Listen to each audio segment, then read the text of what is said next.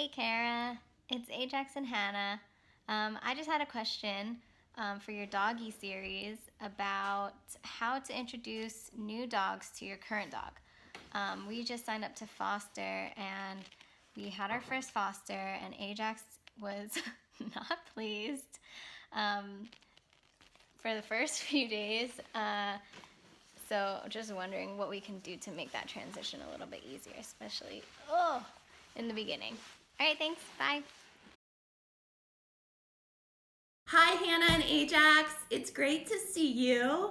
And happy anniversary of your adoption, Ajax. It was 1 year ago that Ajax left my house as a foster and came to live with Hannah and George and has never been happier.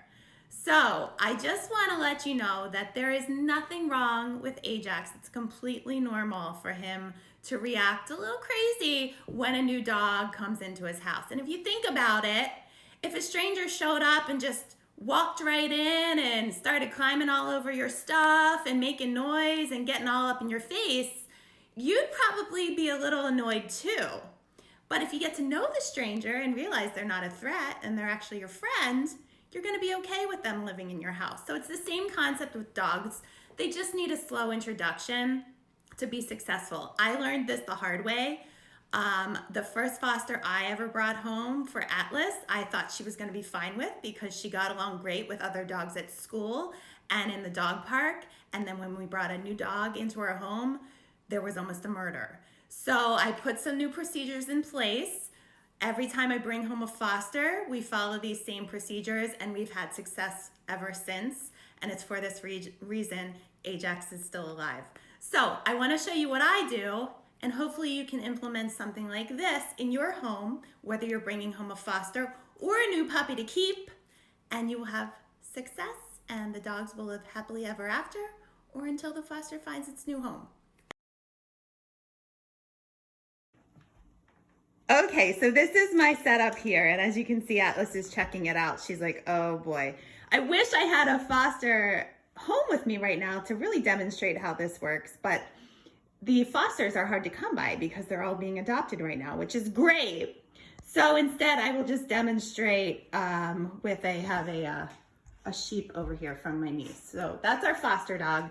Atlas is here waiting patiently because she knows how this goes.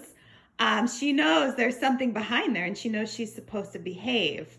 But when you bring a new dog home, they're often pretty hyper, jumping all around and making noise. So that's the reason for the sheet that sometimes sets Atlas off and puts her over the edge.